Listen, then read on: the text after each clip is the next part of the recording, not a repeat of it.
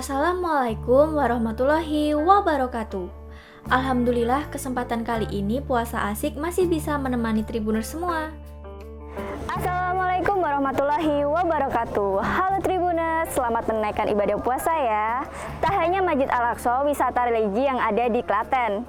Puasa asik kali ini mau ajak kalian berkunjung di makam Sunan Pandanaran yang ada di Mbayat, Klaten. Saat ini aku sedang berada di Klaten Tribuners.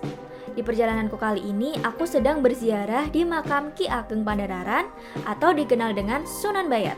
Sunan Bayat ini adalah Bupati kedua Semarang, Jawa Tengah. Selain sebagai kepala pemerintahan, ia juga dikenal sebagai tokoh penyebar agama Islam yang sakti. Sebelum sampai di kompleks pemakaman Sunan Bayat, kita harus menaiki ratusan anak tangga yang cukup curam.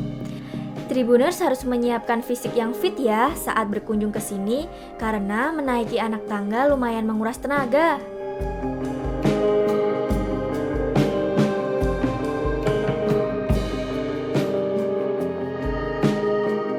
Kompleks pemakaman ini berada di Gunung Jabal Kat. Jabal Kat sendiri memiliki arti gunung yang tinggi nan jauh. Sunan Pandanaran merupakan tokoh penyebaran agama Islam di Pulau Jawa. Namun dia tidak termasuk dalam Wali Songo. Oh ya Tribuners, Sunan Pandanaran merupakan murid dari Sunan Kalijaga dalam urusan berguru agama loh Tribuners. Sesampainya di atas, kita tidak langsung sampai di area pemakaman. Kita harus melalui pintu kecil dan diharuskan merunduk saat melewatinya. Ternyata sebelum sampai di makam Sunan Bayat, kita berjalan menyusuri area pemakaman dan melewati beberapa gapura yang bernuansa Hindu.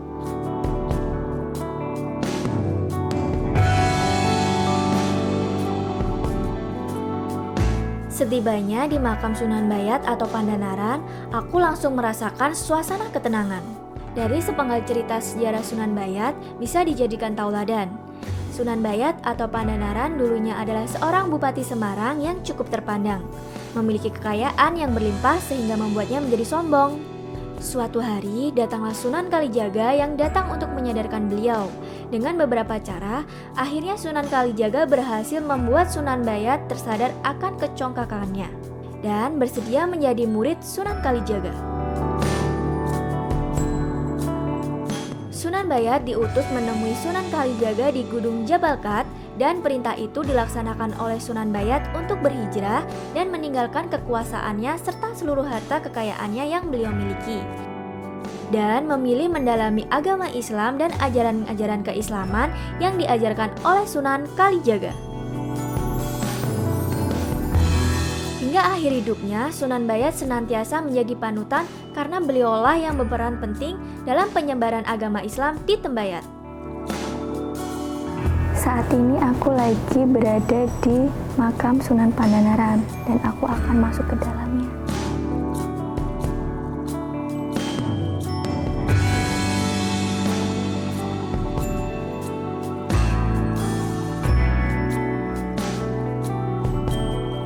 Berkuasa bukan berarti paling tinggi derajatnya, karena semua yang kita miliki hanya titipan semata dan sementara.